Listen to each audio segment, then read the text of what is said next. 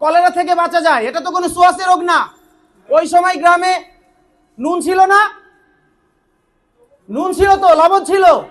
ওই সময় গ্রামে তো গুড়ও ছিল, কিন্তু মানুষের কাছে একটা তথ্য ছিল না যে গুড় আর কি নুন এক করলে স্যালাইন হয়ে যায়। তাহলে একটা ছোট্ট তথ্য মানুষের জীবনকে বাঁচাইতে সহযোগিতা করে। আমি ধন্যবাদ জানাই আমাদের মাননীয় প্রাইম মিনিস্টার শেখ হাসিনা। উনি কি করেছে? সোডিয়াম স্যালাইন প্রত্যেকটা হসপিটাল, ক্লিনিক এগুলোতে উন্মুক্ত ফ্রি করে দিয়েছে মানুষের জীবন বাঁচানোর জন্য। এসএমসি স্যালাইনের নাম শুনেছেন না? প্রত্যেকটা উপজেলাতে কি করেছে? স্বাস্থ্য কমপ্লেক্স গুলাতে কি করেছে? উন্মুক্ত করে দিয়েছে। এবং 28,000 কমিউনিটি ক্লিনিক তৈরি করেছে। 28,000 এগুলাকে গভর্নমেন্ট তার নজরদারিত্বের ভিতরে নিয়ে নিয়েছে, শুধুমাত্র বাংলাদেশের মানুষের স্বাস্থ্য সচেতনতার জন্য। শুধু তাই না, আমাদের মতো মডেল গ্রুপের মতো এরকম শত শত গ্রুপ রয়েছে যারা বাংলাদেশের মানুষের স্বাস্থ্য সচেতনতার ক্ষেত্রে কাজ করে যাচ্ছে প্রাইভেট ভাবে। তো এমনই কিছু তথ্য আজকে দেব। দেখেন, মজার বিষয় হচ্ছে হলো অসুখ কি জানেন তো? অসুখ হচ্ছে হলো সুখের অভাব। যার সুখ নাই তার অসুখ হয়, যার কাছে সুখ আছে তার অসুখ ধরতে পারবে না। তাহলে সমস্যারিত ভাবে বলবো অসুখ কি?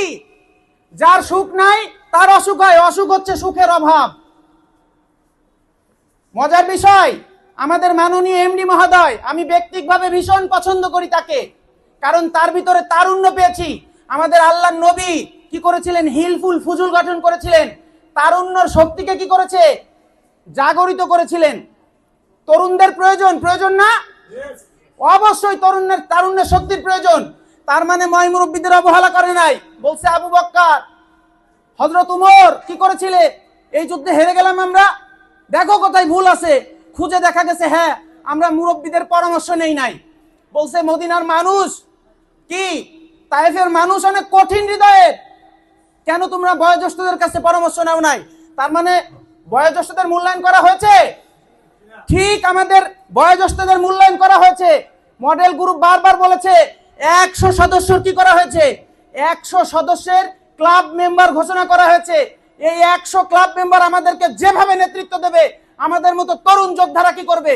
সেইভাবে নেতৃত্বে মডেল গ্রুপকে পরিচালিত করবে। তাহলে ক্লাব মেম্বারের প্রয়োজন আছে, বয়োজ্যেষ্ঠদের প্রয়োজন আছে, আছে। মাননীয় এমডি মহোদয় নতুন একটা মনিকুল নিয়ে এসেছে। আমাকে বললো স্যার দেখেন তো এটা সবকিছু ঠিকঠাক আছে নাকি। তা আমি দেখলাম, দেখে একটু গোলালাম, খালাম, খাওয়ার পরে বললাম যে স্যার মাশাআল্লাহ ঠিক আছে। আমাদের যে প্রস্তুতকারক, সেই প্রস্তুতকারক তো সবকিছু ওকে করেছিল, কেন আমার কাছে আনা লাগলো? শুধুমাত্র আমার একটু পরামর্শ নিল। তো আমরা আমাদের 100 ক্লাব মেম্বারকে কি করি?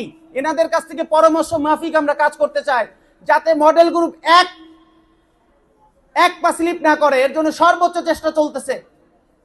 তো মাননীয় এমডি মহোদয় আমাকে বললেন যে মুক্তাদির একটা কাজ করতে হবে। বললাম কি স্যার? এই ডায়াসে আসার আগে আমাকে বলেছিল 5টা প্রোডাক্টের আলোচনা করবেন, 5টা প্রোডাক্ট। আর আমার তরফ থেকে একটা প্রোডাক্ট, প্লান্টার ফাইসিস। আমাদের এত বড় একটা দেহ, সেই দেহটা ছোট্ট ছোট্ট 2টা পায়ের উপরে নির্ভর করে, করে না? এত বড় একটা দেহ ছোট্ট ছোট্ট 2টা পায়ের উপর নির্ভর করে। আপনি কি জানেন এই এত বড় দেহের ভর? আমাদের পায়ের তলে কিছু চিকুন রগ থাকে, যে রগগুলোতে অক্সিজেন প্রবাহিত হয় না, ব্লাড সার্কুলেশন কম হয়। এর জন্য পায়ের রগ টেনে ধরা, মাংস ঠেলে উপরের দিকে ওঠা, ব্যথানো, চাবানো, কামড়ানো এগুলো তৈরি হয়। এই রোগটার নাম মেডিকেলে কি বলা হচ্ছে? প্লান্টার ফাইসিস। তা বারবার বলেছে মুক্তাদির কিভাবে এই প্লান্টার ফাইসিসকে রোধ করা যায়, সেই বিষয়ে কি করবেন? একটু আমার যারা আসে এদেরকে এই তথ্যটা দেবেন। তো সময় স্বল্পতার কারণে আমি নারীদের জন্য একটা প্রোডাক্ট নিয়ে আলোচনা করব, আর পুরুষদের জন্য একটা প্রোডাক্ট নিয়ে আলোচনা করব। আর এই মাননীয় এমডি মহোদয়ের কথা অনুযায়ী প্লান্টার ফাইসিস নিয়ে আলোচনা করব। তো আপনাদের কাছে আমি সহযোগিতা কামনা করি, আপনারা আমাকে সহযোগিতা করবেন অবশ্যই। তো প্লান্টার ফাইসিস আসলে কি সেটা আমি জানিয়েছি।